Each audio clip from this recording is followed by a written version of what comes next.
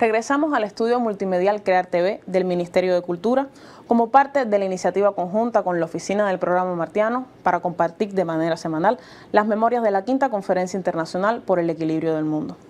Hoy compartiremos la intervención del doctor Julio Antonio Muriente, copresidente del Movimiento Independentista Nacional Ostosiano de Puerto Rico, una voz más que necesaria en un mundo dividido y desequilibrado como el actual. Escuchemos la intervención de este amigo y hermano de Cuba.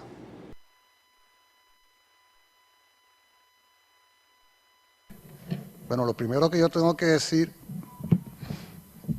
además de tener nada menos que al compañero Oscar aquí presente, es que sea nada menos que Fernando González quien me presente acá con ustedes, ¿no? Esto es un privilegiazo, de veras que sí. Es una ocasión de excepción y que ustedes pues, nos acompañen en esta oportunidad que se nos ofrece para transmitirle algunas reflexiones sobre la figura de José Martí desde la perspectiva de Puerto Rico.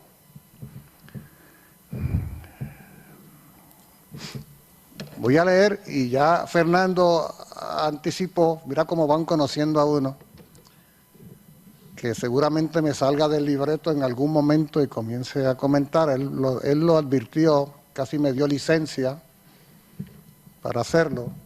Sí, ¿verdad? Agradezco el privilegio que me ha sido concedido de poder dirigirme a ustedes en esta quinta Conferencia Internacional por el equilibrio del mundo con todos y para el bien de todos. Quiero dedicar estas palabras a una compatriota que ha encarnado el espíritu martiano en su dimensión más trascendental y comprometida, que ha creído de veras que, como bien nos dice la poetisa Lola Rodríguez de Thió, Cuba y Puerto Rico son de un pájaro las dos alas, que tuvo la osadía de penetrar en lo más profundo de las entrañas del monstruo para defender por muchos años la dignidad y el decoro de la Revolución Cubana, que ha pasado más de 2 décadas en las cárceles imperiales, sometida a imperdonables vejámenes, con la frente en alto y los principios bien plantados, quien, para alegría nuestra, acaba de salir de prisión el pasado 8 de enero y que requiere de nosotros y nosotras la solidaridad mayor, el cariño mayor, el reconocimiento mayor. Me refiero a la puertorriqueña Ana Belén Montes, quien con su ejemplo extraordinario nos inspira hoy a continuar la lucha por la libertad y la justicia. A ti, querida Ana Belén, dedico estas palabras. Asimismo, dedico estas palabras a quienes luchan por la independencia y la justicia social en Palestina, las Malvinas y la patria saharaui. Acabo de estar hace unos días allá en los campamentos saharaui, todavía, como decía el compañero delegado, todavía estoy un poco lleno de arena del Sahara. Estuvimos una semana allá con los compañeros en el Congreso del Frente Saharaui, un pueblo hermano a quien admiramos y respetamos profundamente. Hoy día no titubeo en decir que es vanguardia de lucha de la humanidad, desde las condiciones más difíciles, con una valentía, una perseverancia y unas ganas enormes de construir una patria libre y soberana. Al pueblo saharaui nuestro abrazo de siempre. Compañeras y compañeros, me encontraba aquí, en este mismo lugar, el día 28 de enero de 1983. No es que sea viejo, es que empecé joven, que conste. Hace exactamente 40 años. Ese día se conmemoraba el aniversario 130 del natalicio del apóstol José Martí. Había yo llegado a La Habana varios meses antes designado por el Partido Socialista Puertorriqueño como delegado de la misión de Puerto Rico en Cuba, tarea que hoy asume el compañero Edwin González. Recibí una invitación del Instituto Cubano de Amistad con los Pueblos para participar en el evento que se efectuaría en homenaje a Martí. Para mi sorpresa, se me pidió que presentara una ponencia. Oye esto, Fernando. Me asignaron un asesor, el querido y recordado compañero y amigo Ramón de Armas, escritor e historiador distinguido. Con la ayuda y el rigor de Ramón, escribí unas cuartillas atrevidas y las leí ante la multitud. Confieso que con el rubor del iniciado en asuntos mayores. He regresado a este lugar 40 años después. Siento que hay algunos aquí que ni habían nacido. Sí, ¿verdad? Como quien visita altares, a rendir honores y a reafirmar principios y convicciones. Convencido de que Martí sigue siendo fuente inagotable de ideas y propósitos para quienes seguimos dando la batalla en el siglo XXI con el mismo entusiasmo y con más entusiasmo. Hermanas y hermanos, el artículo primero de las bases del Partido Revolucionario Cubano, el PRC, fundado por José Martí el 10 de abril de 1892, establecía que el Partido Revolucionario Cubano se constituía, cito, para lograr con los esfuerzos reunidos de todos los hombres, hoy diríamos los hombres y las mujeres, ¿verdad?, de buena voluntad, la independencia absoluta de la isla de Cuba y fomentar y auxiliar la de Puerto Rico. Repito y subrayo,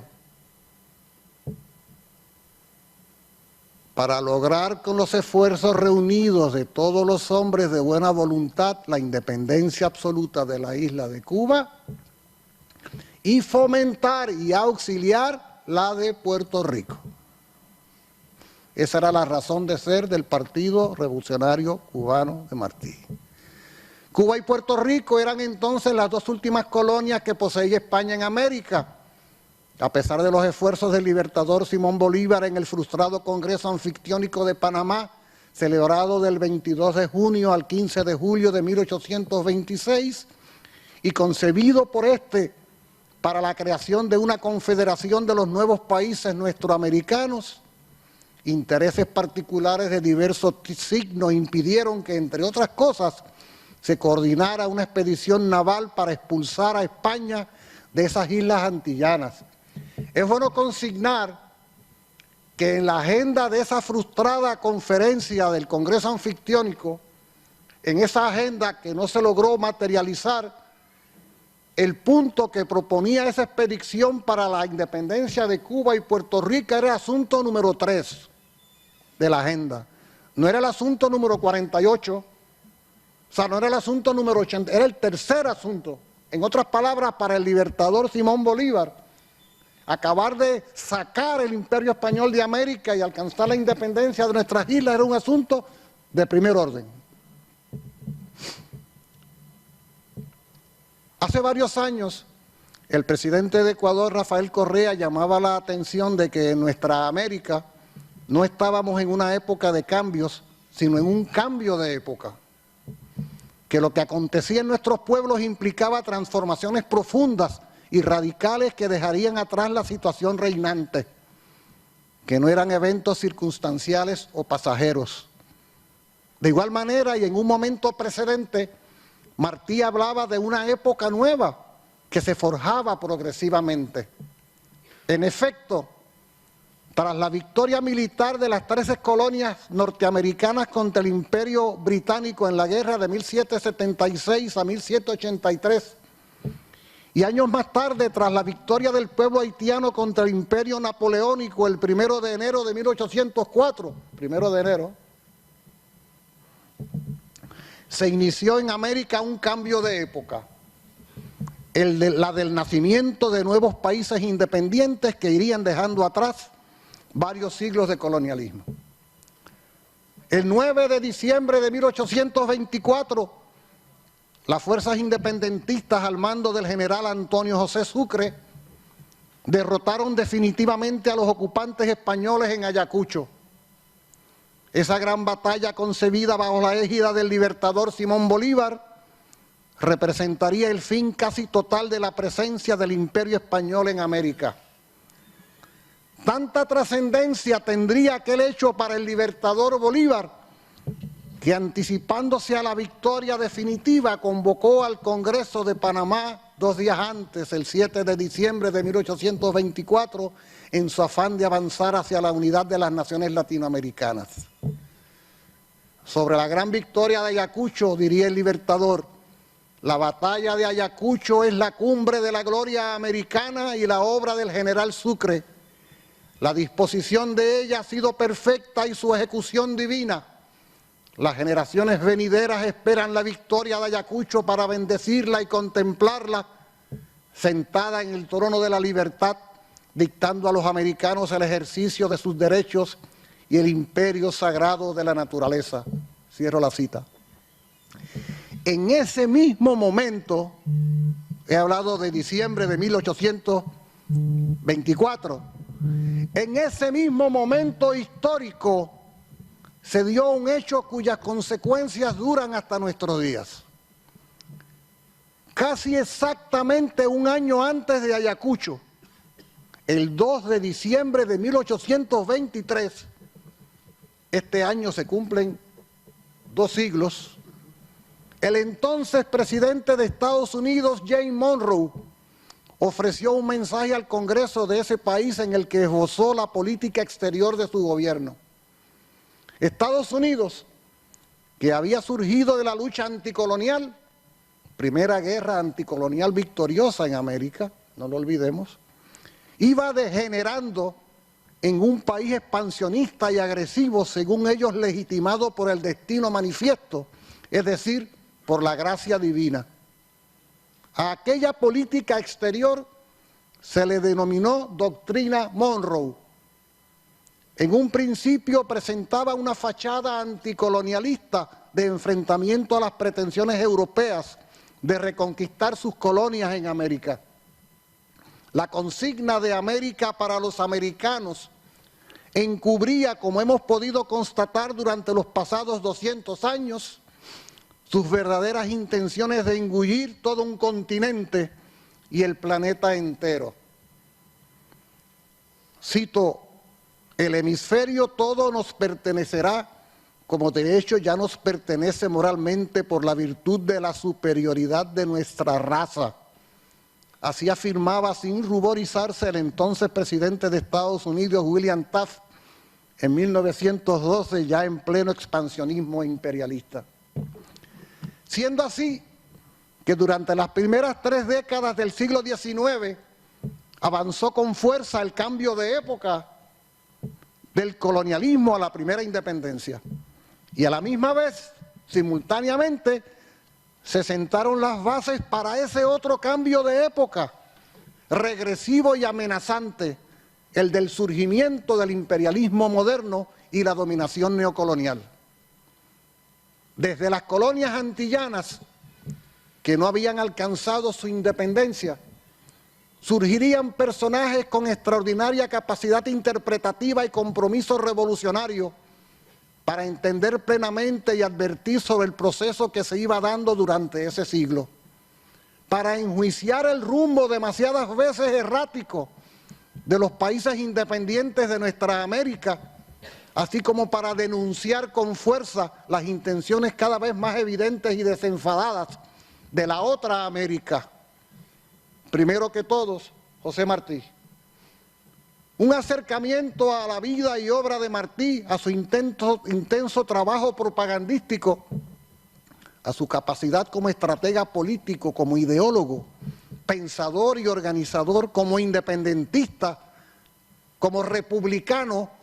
No la República de 1776, 1789 o 1830, sino con lo que él llamaba la República Nueva de los albores del siglo XX, y revolucionario a su vez.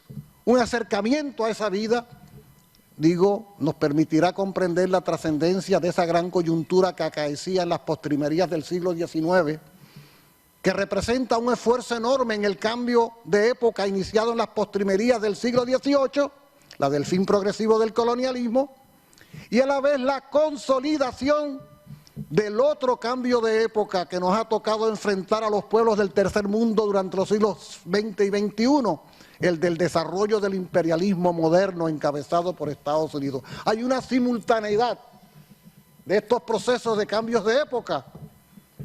Una, la del fin del colonialismo, que no acaba de completarse todavía a finales del siglo XIX, y la otra que va encaminándose, que es la de la forjación del imperialismo moderno, que es lo que nos va a ir conduciendo al siglo que estamos viviendo.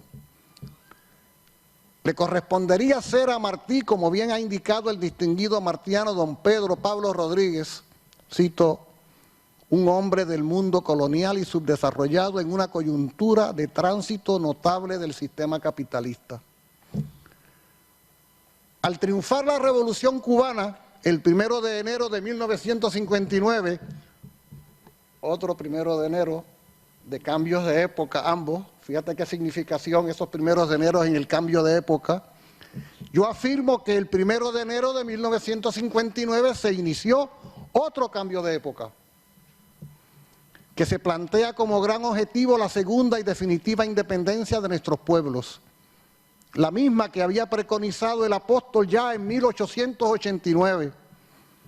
Esta experiencia cubana revolucionaria, a su vez, estuvo precedida históricamente por el triunfo de la Revolución Rusa, primera revolución socialista, en 1917. Se trata, en esencia, repito, de forjar una república nueva, decididamente antiimperialista, una república en la que se va haciendo realidad la máxima cimera que encabeza este evento, con todos y para el bien de todos. No debe pasar inadvertido que el principal antecedente de la lucha revolucionaria en Cuba antes del triunfo del 1 de enero de 1959 fue el ataque al cuartel Moncada, el 26 de julio de 1953, y que en palabras de nuestro inolvidable Fidel, aquella osada acción fue protagonizada por quienes él llamó la generación del centenario, es decir, la generación del centenario del natalicio de José Martí. Aquella acción, militarmente fracasada, como sabemos, políticamente victoriosa, se dio por sobre todas las cosas inspirada en la vida y el ejemplo del apóstol, como continuidad directa, importante el análisis dialéctico de la continuidad histórica, como continuidad directa del grito de Baire del 24 de febrero de 1895, cuando dio inicio la guerra necesaria, y aún desde antes, desde el grito de Yara el 10 de octubre de 1868. Guerras que, como sabemos, tampoco alcanzaron sus objetivos libertarios. Mientras tanto, Puerto Rico se mantiene como un remanente anacrónico del cambio de época independentista, iniciado en las postrimerías del siglo XVIII y en los primeros años del siglo XIX. Por su parte, Haití, nuestro querido Haití, que hace más de 2 siglos abrió la brecha libertaria nuestra americana, ha sido conducida a la miseria y la desesperación, pagando el precio terrible de ser vanguardia histórica, como también lo ha pagado Cuba, revolucionaria para prevalecer durante los pasados 64 años. Es el precio de abrir brechas en los cambios de época.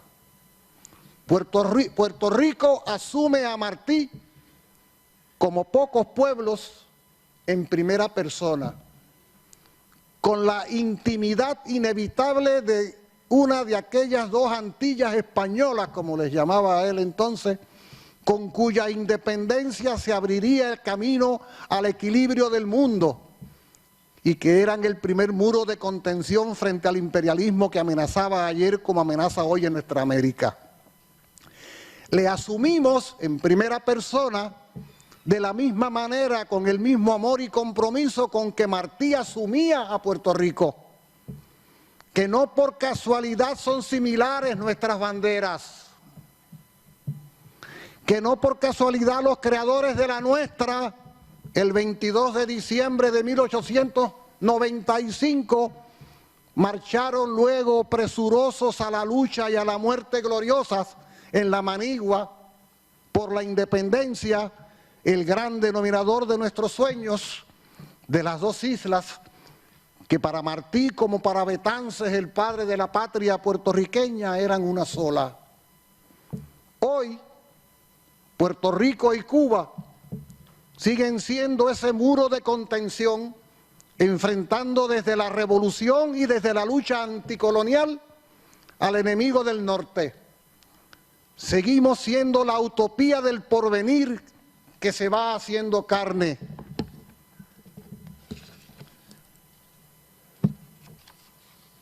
Porque en nuestras islas y en nuestro Caribe se sigue decidiendo la independencia nuestra americana, solidaria y antiimperialista, y ha de abrirse palmo a palmo un proceso equilibrador en América y el mundo. Coinciden en pugna irreconciliable el cambio de época que arranca con la Revolución Cubana y se va esparciendo por nuestra América, el anacronismo colonial de la nación caribeña y latinoamericana que es Puerto Rico, más de 529 años sin un instante de libertad, y el cambio de época imperialista iniciado a finales del siglo XIX contra el cual luchamos hoy y que muestra señales históricas de decadencia en el siglo XXI. En el siglo XXI le ha correspondido a América Latina y el Caribe ser el escenario principal de luchas diversas, complejas y contradictorias, todas ellas enfrentando desde sus singularidades la pretensión imperialista de que prevalezca el desequilibrio del mundo. La gran inspiración ha sido Cuba, y con Cuba, Martí. Vamos descubriendo una suerte de presente continuo y prolongado, de eslabones que se van juntando influenciados por una misma fuerza inspiradora, que ayer es hoy y hoy es el porvenir. Desde la dimensión nuestra americana, 1892, 1895, 1898, 1953, 1959. No me mires demasiado que me emociono. Le digo al compañero acá. Ahora perdí el hilo.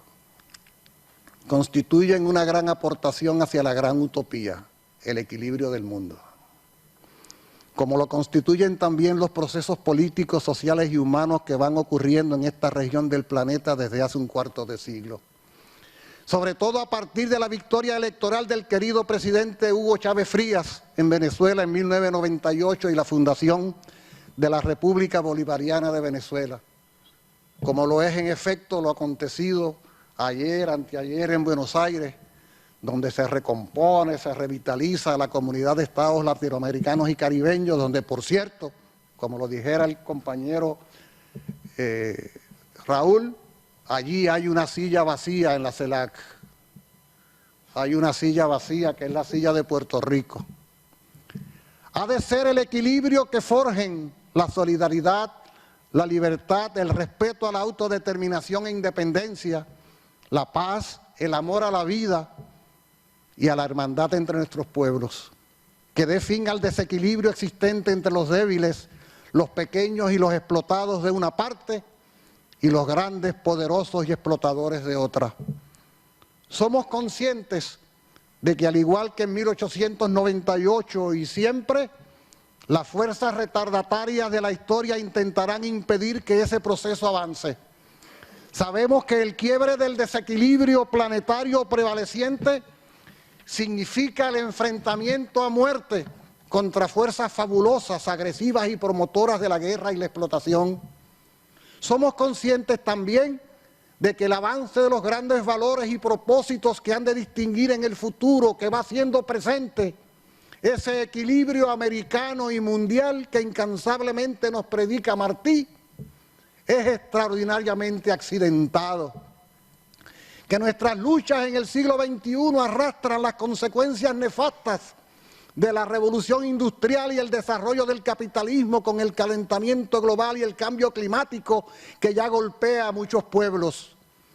Que las fuerzas del fascismo y la guerra se reagrupan y atacan sin piedad con el afán de retrotraer a la humanidad a tiempos tenebrosos que se pensaban superados. Que los tambores de guerra no dejan de sonar y la explotación y el saqueo planetario campean por sus respetos. En muchos sentidos, Martí representó para nuestros pueblos en las postrimerías del siglo XIX lo que Bolívar representó en las primeras 3 décadas de ese mismo siglo. Ambos, con sus muertes prematuras y sus vidas trascendentales, merecen el título de libertadores y apóstoles. Por eso, nosotros y nosotras nos proclamamos hoy martianos y bolivarianos, porque ahí están ambos hoy, vigilantes y ceñudos, calzadas aún las botas de campaña en el siglo XXI, porque Martí y Bolívar tienen mucho que hacer en esta América nuestra y en el mundo, porque son el presente y el futuro. Somos optimistas, tenemos la capacidad, la voluntad y la necesidad de edificar un mundo mejor. Como el río que traza su ruta desde la escorrentía dispersa en la alta montaña hacia sus interminables sinuosidades en el llano, hasta llegar al mar, nuestros pueblos trazan cauces diversos y también llegarán al mar de la libertad. ¿Cuándo? Cuando lleguemos, pero nadie lo dude, llegaremos. Muchas gracias.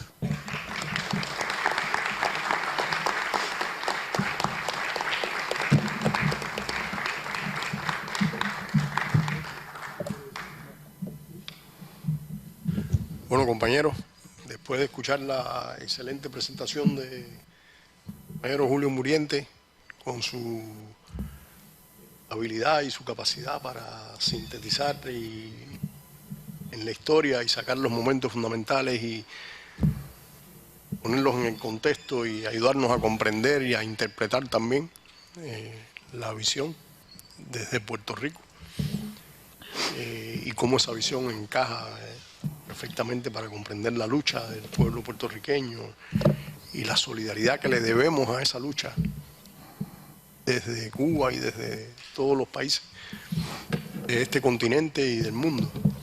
Le damos la palabra a ustedes para comentarios, preguntas. Asumimos que el compañero está abierto a que se le pregunte y dé sus opiniones. Comentarios, preguntas, adiciones. Por favor.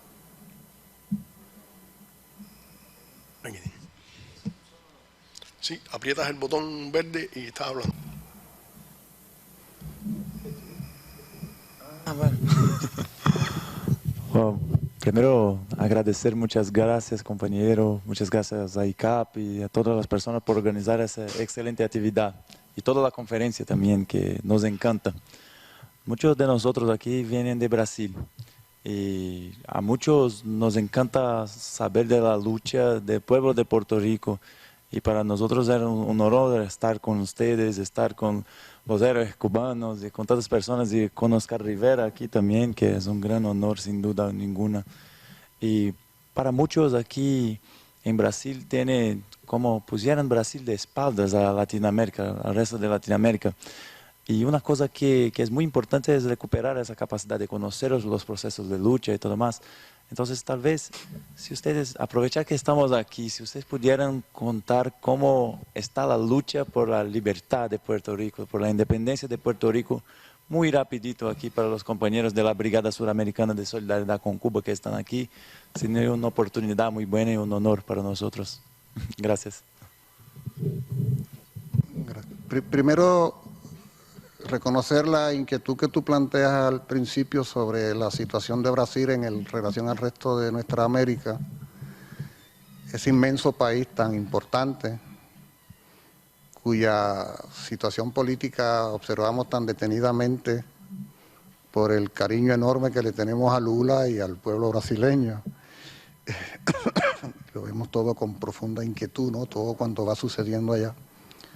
Y aprovecho para transmitir nuestra solidaridad al hermano pueblo brasileño.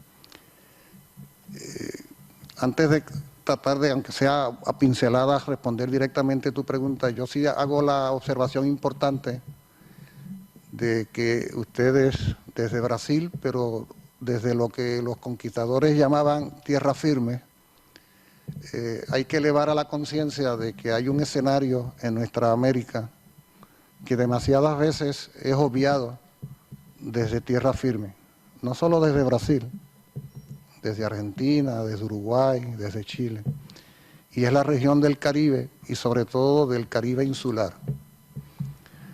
Es cierto, como ha dicho Benedetti, que el sur también existe, pero este sur comienza al norte. En la historia de este sur es desde el norte, al extremo de que todavía hay países de nuestra América que no recuerdan a la manera que sea el llamado quinto centenario, porque todavía no habían llegado los conquistadores hasta allá abajo. Y entonces hay que reconocer que la región de las Antillas y el Caribe ha sido un escenario de primer orden en los procesos de lucha política y social en nuestra América. Es allí a donde llegan los conquistadores europeos, ¿sí? O sea, es allí donde se dan las primeras. El primer país independiente de nuestra América es Haití, un país antillano, caribeño. La primera revolución socialista es en un país antillano, caribeño. Procesos como los del Salvador, como Nicaragua, se dan en la cuenca del Caribe. Venezuela es un país caribeño, Colombia es un país caribeño. La última colonia importante de toda la región, inicio del imperialismo yanqui, es Puerto Rico, el Caribe. En el Caribe, en la región de las Antillas, hay 8 estados nacionales, islas-naciones, que no miden, muchas de ellas, más de 300, 400 kilómetros cuadrados de superficie. Este año se cumple aniversario 40 de la invasión yanqui contra la isla de Granada y el proceso que encabezaba el compañero Maurice Bishop. La isla de Granada mide 344 kilómetros cuadrados y fue escenario de uno de los procesos más importantes de la historia moderna de nuestra región. En la República Dominicana se cumple aniversario del golpe de Estado contra Juan Bosch y la República Dominicana fue invadida militarmente por los yanquis en el 65. Muchas veces nuestros hermanos de América del Sur no han visto en su vida un soldado yanqui. Hablan del imperialismo, pero nunca han visto un soldado yanqui. Pero los dominicanos sufrieron miles de muertos y los panameños sufrieron miles a manos de los soldados yanquis, como nosotros, como los compañeros cubanos en el caso de Guantánamo. Entonces, digo esto, 8 países, todos miembros de CELAC, todos miembros de ONU. La inmensa Argentina, hasta ayer, fue la presidenta de CELAC. Hoy, el presidente pro tempore de CELAC es una isla que no mide más de 500 y tantos kilómetros cuadrados, que es más bien un archipiélago de pequeñísimas islas, San Vicente y Granadina. El otro día, cuando se organizó la CELAC social, que se organizó en Buenos Aires, hicieron un logo muy bonito, un diseño, con un pequeño problema. En las islas pusieron a Cuba y a la Española y el resto de las islas no lo incluyeron. Y yo escribí y les dije, oigan, ¿dónde está el resto de nuestro Caribe insular? Y les dije así, ¿qué ustedes le van a decir al compañero González, el primer ministro de San Vicente y Granadina, cuando sea electo y designado presidente de CELAC y vea el logo y diga, pero mi país no está aquí? No aparece. Hay una invisibilización de la región, que no es cualquier región, que es gran protagonista de la historia nuestra de los pasados 5 siglos. Fíjense que no estoy hablando de Puerto Rico en lo particular, estoy hablando de la región. Y en ese contexto, lógicamente, mi país. Ahora en 2 oraciones te digo, algo que yo menciono en el texto. el último habitante de mi tierra que vivió en libertad lo hizo hace 529 años. Puerto Rico fue conquistado por la corona española en 1493, fue colonia de España hasta 1898, fue una de las dos últimas colonias de España en América junto con Cuba, y a partir de 1898 es colonia de Estados Unidos, más de 124 años, la suma 529 años. No se supondría que desde este micrófono estuviera hablándote un puertorriqueño afirmando su nacionalidad, su cultura y su sentido caribeño y latinoamericano. Se supondría que nosotros hubiéramos desaparecido, que nos hubieran borrado, porque el primer gran problema del colonialismo es un problema de carácter existencial. El dominador no reconoce en el dominado un sujeto histórico. Ve una cosa que puede manipular y utilizar a su antojo. Por lo tanto, nuestra gran lucha ha sido la lucha por existir. Pero es que no solo existimos, es que además nos afirmamos orgullosamente. Porque si nosotros podemos llegar aquí para que el compañero héroe nacional, héroe de este país, de la revolución, comience diciendo que él tiene que presentar a un héroe nacional puertorriqueño que ha estado 35 años en la cárcel por luchar por la independencia de Puerto Rico, es porque hay una nación que defender y por la cual vale la pena pasar 35 años metido en una cárcel. Y eso es maravilloso.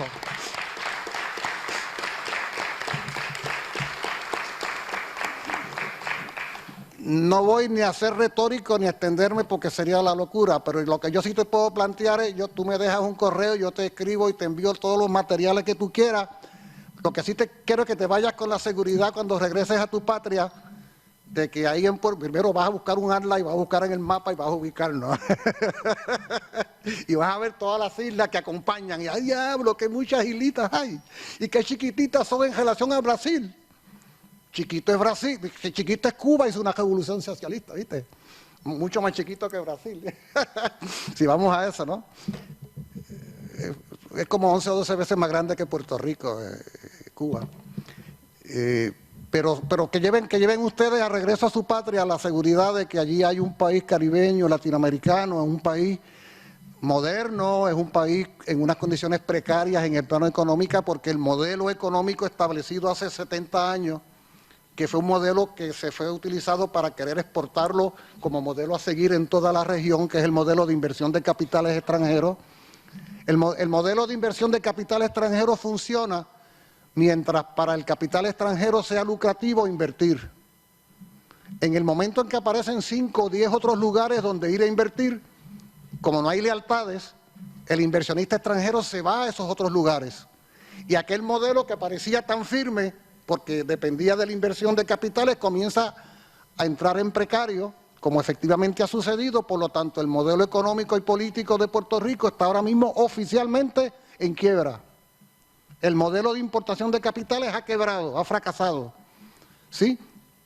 Todo esto con una absoluta ausencia de poderes políticos para poder diseñar una propuesta económica, un plan de país. El gran problema del colonialismo que aplica a Puerto Rico es la ausencia de poderes para poder diseñar un plan de país que podría ser bueno, malo o regular. Es que nosotros ni siquiera tenemos el poder para diseñar un mal plan de país, porque eso es prerrogativa del Congreso de Estados Unidos. Esa es la gran contradicción del colonialismo, la ausencia absoluta de poderes para la toma de decisiones esenciales y estar a merced de los intereses externos en todo cuanto suceda en nuestro país. A pesar de toda esa realidad, estamos aquí. Una de las consecuencias directas que es importante que ustedes tengan presente en el caso de Puerto Rico, de esta crisis económica recurrente, ha sido la emigración masiva como una válvula de escape a la presión social enorme que supone la crisis económica y social, al extremo de que se da en Puerto Rico una situación atípica. En Puerto Rico vivimos algo así como 3.2 millones de personas, y en Estados Unidos viven más o menos 5 millones de compatriotas. Es decir, en las pasadas décadas, el volumen de puertorriqueños y puertorriqueñas residentes en Estados Unidos es mayor que en Puerto Rico. Esa es una consecuencia neta de la crisis económica y social de la colonia, que obliga a hombres, mujeres, a personas muchas veces preparadas profesionalmente, técnicamente, con destreza, a irse del país en la búsqueda de alguna seguridad. Yo pienso que probablemente esa sea la muestra más elocuente del fracaso del modelo colonial, ese que alguna vez se vendió como la alternativa para toda América Latina. Pero no te voy a decir más porque nos vamos a cansar y además los compañeros y compañeras, yo sé que tienen como 15 otras preguntas que hacer. No es cierto. Gracias.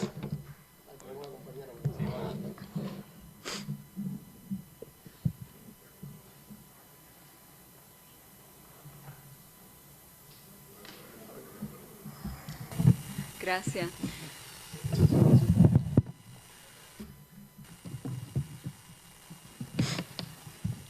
Saludos a todos los presentes, saludos al compañero Fernando González York, a los compañeros en el panel, Julio, Edwin, y al compañero Oscar López y todos los presentes. Primero agradecer la pregunta del compañero y lo que quería hacer, si me lo permiten, ya que no son tantas las oportunidades de responder a preguntas sobre lo que está pasando en Puerto Rico. Quería un poco quizá complementar el excelente trasfondo que ha dado el compañero Julio Murientes sobre la situación actual en Puerto Rico, sobre todo la manera en que han deteriorado las condiciones objetivas en el país y también la gran lucha histórica que ha dado el pueblo de Puerto Rico por su existencia y también por la independencia plena.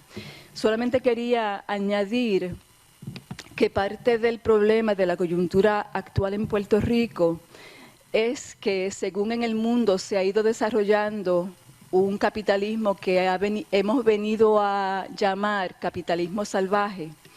En Puerto Rico se ha desarrollado lo que podemos llamar el colonialismo salvaje y que en último ve que el colonialismo en Puerto Rico se ha recrudecido. Se ha recrudecido más que nada el reflejo mayor de ese recrudecimiento del coloniaje en Puerto Rico, el colonialismo en Puerto Rico, es el nombramiento de una Junta de Control Fiscal sobre las finanzas del pueblo de Puerto Rico. Que para darle solamente un ejemplo, en Puerto Rico en los últimos años han cerrado más de 400 escuelas públicas, que es parte de la política social, solamente una mínima parte de la política social que impone la Junta de Control Fiscal, que ha sido nombrada sobre el pueblo puertorriqueño, sobre las entidades electas por el pueblo puertorriqueño con todas sus deficiencias, esas entidades electas, pero a fin de cuentas electas por el pueblo de Puerto Rico. Pues esta Junta de Control Fiscal está por encima de esas entidades electas en Puerto Rico, con el fin de que se le pague la deuda a Wall Street que acumularon gobiernos corruptos y coloniales a través de los años en Puerto Rico. Así que eso es un reflejo también de la realidad que vive el pueblo de Puerto Rico, de recrudecimiento del coloniaje. Y por otro lado, también, disculpen que me extienda un poquito, pero para finalizar, hay que decir también, me parece, que en Puerto Rico ha habido en los últimos años, a partir sobre todo también de esta crisis profunda y recrudecimiento del colonialismo y colonialismo salvaje, producto del capitalismo salvaje, ha habido una diversificación de la lucha por la independencia, que va de la mano con una diversificación de la lucha social que se da en el país. Y eso me parece muy, muy importante en la coyuntura actual, donde tenemos en el país un consenso anticolonial. Si bien es cierto que todavía en cuanto a la solución final luchamos los independentistas porque esa solución sea la independencia, pero en sí el consenso político es anticolonial. Y parte de lo que eso significa y parte de lo que ha sido señales que vienen de Estados Unidos es que ya la situación en Puerto Rico colonial, a partir del deterioro social y a partir del desprestigio que representa el colonialismo, tiene que haber un cambio próximamente en Puerto Rico, en los próximos años. Puede que sean 10 años, puede que sean 15, puede que yo lo vea, que los que estamos aquí lo veamos o no lo veamos, pero sí con las condiciones que he tratado y que Julio Muriente ha tratado de describir, es evidente que viene un cambio para Puerto Rico. Y finalizo con 2 puntos. Primero, que parte fundamental de la coyuntura es la continua identidad, como ha dicho Julio, de la identidad puertorriqueña. Una cultura vibrante que incluso se exporta, como probablemente ustedes saben, por los artistas puertorriqueños. Por último, también plantear la creciente lucha social nuevamente, enfatizar eso. Cuando este cambio que esperamos que sí se va a dar en Puerto Rico, porque ya el Estado Libre Asociado ha colapsado, es muy importante la solidaridad internacional, y por eso agradezco mucho a nuestro compañero de Brasil que ha hecho esta pregunta. Le pido al compañero, le pido a todos excusas por el que me extendí, le doy las gracias a Julio y le pido excusas también por haberme extendido. Gracias. Gracias, Olga. Yo no creo que haya sido muy extensa, yo creo que ha sido esclarecedor también. Le vamos a dar la palabra a una compañera, yo estoy seguro que usted está de acuerdo que la compañera... adelante. Bueno, buenas tardes. Graciela Ramírez. Graciela Ramírez. Soy argentina y vivo en Cuba. Trabajo en Solidaridad y en un medio de comunicación que se llama Resumen Latinoamericano. Julio, le quería comentarles 2 cosas. Una, algo muy simbólico que está ocurriendo en esta sala en este momento. Es la presencia justamente de Óscar López Rivera y de nuestro Fernando González Llor. Fernando, ustedes saben, es presidente del Instituto Cubano de Amistad con los Pueblos del ICAP y héroe de la República de Cuba. Cuando uno lo ve con su estrellita y la banderita cubana y pregunta por qué lo hicieron héroe, héroe por su dignidad y por su junto a 4 hermanos de causa en una prisión durísima en Estados Unidos por más de 13 años en el caso de Fernando. Y lo simbólico es que está aquí justamente Óscar López, que estuvo preso más de 30 años, y ellos coincidieron en la misma prisión estadounidense. Y esto que se da entre un héroe de Puerto Rico y un héroe de Cuba, más allá de lo simbólico, es la fuerza que nos da a nosotros para luchar por todas nuestras causas. En Brasil, en Argentina tenemos presa a Milagros Sala, tenemos encausada a nuestra vicepresidenta Cristina Fernández, la han proscripto políticamente para el resto de la vida. Tenemos grandes preocupaciones, el bloqueo terrible contra Cuba, que es algo ya demencial a esta altura del milenio, que provoca un daño feroz en la población en todos los esferas de la vida nacional. Pero esto de tener a Fernando por un lado, que volvió a la vida después de 13 años oscurísimos junto con sus 4 hermanos, y tener a Óscar López, después de 30 años, con todo lo que sufrió su hija, que está aquí, su familia, es como una bendición para todos los que luchamos, ¿no? Yo quería comentar algo también simbólico. Ayer una compañera de Brasil, que está ahora en la sala 3 porque está hablando Frei Beto, y llevó mucha gente allí. Una compañera de Brasil me trajo este pullover. Yo me lo puse porque, bueno, porque tenía, porque además lo amo. Este pullover en nombre del MST de Brasil, un pullover muy simbólico, dice: la dignidad tiene rostro de mujer. El rostro que ustedes ven, sobre todo para los jóvenes que están aquí, es de una mujer puertorriqueña que amó mucho a Cuba y que amó mucho a la humanidad y que quiso el bien y la amistad entre el pueblo de Estados Unidos y el pueblo cubano. Ella no hizo más, eso fue todo su crimen y pagó carísimo su pensamiento, su conciencia, y ha estado 21 años presa. Ella acaba de salir y está con su familia en su Puerto Rico querido, es puertorriqueña. Y bueno, por ahora no podremos abrazarla ni verla porque encima tiene 5 años de libertad condicionada, pero le podemos mandar besos y abrazos y decirle que este pullover que tenemos, que nos mandan los compañeros del MST de Brasil, que dice: la dignidad tiene rostro de mujer, lo llevamos con mucho orgullo. ayuda para luchar por la libertad de Milagro, nos ayuda para luchar por Cristina, nos ayuda para luchar contra el bloqueo, y bueno, nos ayuda a todos, ¿no? Eso es una cosa, Julio, y lo otro que ahora voy. Ayer el presidente cubano, Díaz-Canel, en la reunión de la CELAC, que fue muy importante, la 7ª cumbre, hizo una declaración extraordinaria en los pocos minutos en que se pueden hacer esas declaraciones, menos de 10 minutos. Pero Díaz-Canel, entre las muchas cosas que denunció y habló, él planteó 2 cuestiones que tienen que ver. Una, justamente la solidaridad de Cuba incondicional con la causa de Puerto Rico, es decir, la causa por la descolonización de Puerto Rico. E inmediatamente dijo él también el apoyo a la demanda de Malvinas de mi país, de Argentina, y las Islas Sandwich del Sur y demás, por la descolonización. 2 temas que están en el Comité de Descolonización de la ONU. Ahí va mi pregunta, Julio. ¿Tú crees que en este momento con Lula, que tenemos la alegría de que ha vuelto al poder, con Petro, que es un avance inmenso, impensable en Colombia, y con esta resistencia de Cuba, vamos a ver qué pasa? Ojalá podamos salvar a Argentina del naufragio en el que pueda caer si asume la derecha en octubre de este año, compañeros. Pero ¿tú crees que este nuevo relanzamiento de la CELAC, esta fortaleza que empieza nuevamente a tener en la unidad en los países de América Latina, pueden de alguna manera acelerar el proceso para que algún día Puerto Rico se descolonice y las Malvinas vuelvan a ser Argentina?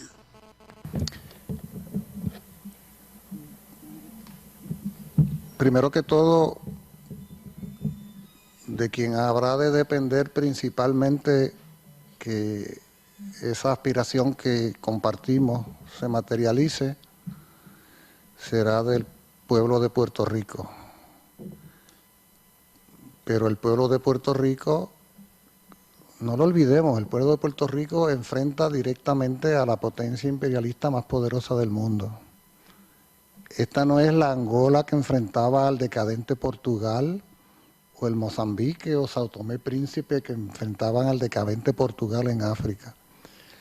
Nosotros fuimos la primera colonia del muy joven imperialismo yanqui, junto con Cuba, a partir del desenlace de la guerra del 98.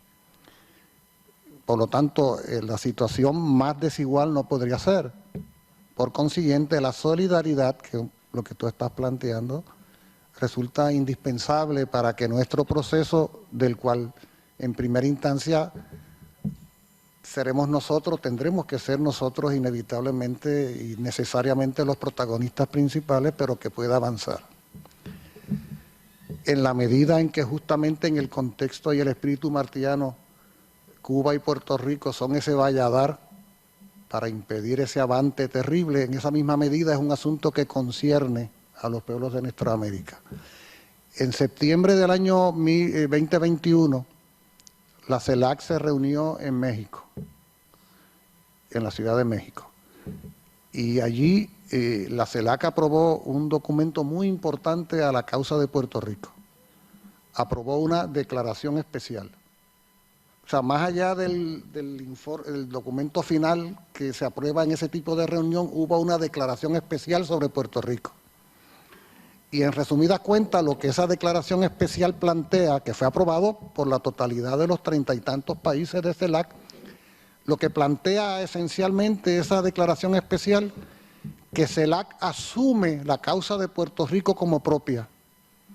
Es decir, que le concierne a los pueblos de nuestra América el tema de la autodeterminación e independencia de Puerto Rico en el contexto del derecho internacional vigente, le hace resolución 151415 y cualquiera otra, que por lo tanto es de la jurisdicción, lejos de la visión que quiere imponer Estados Unidos de que se trata de un asunto interno de Estados Unidos. América Latina y el Caribe le responde a través de CELAC: no, señores, este es un asunto interno de América Latina y el Caribe, y lo asumimos. Esa declaración es muy importante y ha de haberse ratificado la posición de CELAC en la cumbre recién concluida. Pero yendo más allá, nosotros quisiéramos pensar que los procesos que se van dando en países como Colombia, como Honduras, como Chile, como Brasil, México, incidieran en este proceso y que se elevara la jerarquía que se le adjudica a la solidaridad con la causa de Puerto Rico. Somos conscientes de que la solidaridad con la causa de Puerto Rico, la lectura que hace Washington, es que es un enfrentamiento con Estados Unidos, por lo tanto no es tan sencillo anticipar, como por ejemplo con Cuba, que está, como diríamos en Puerto Rico, va por el carril del medio, ¿no?, en la solidaridad con nuestra causa. Es complejo, pero quisiéramos pensar que Lula, que Petro, que Boric, que Xiomara asumirán, que Evo y los compañeros en Bolivia, que Daniel, como lo han hecho en el pasado, elevarán la calidad de la solidaridad con la causa de Puerto Rico, advirtiendo y reiterando, subrayo esto por un elemental sentido de responsabilidad política y social, la mayor de las solidaridades internacionales, se pierde en el vacío si los protagonistas principales de las respectivas luchas, es decir, los pueblos mismos, no se hacen merecedores de esa solidaridad.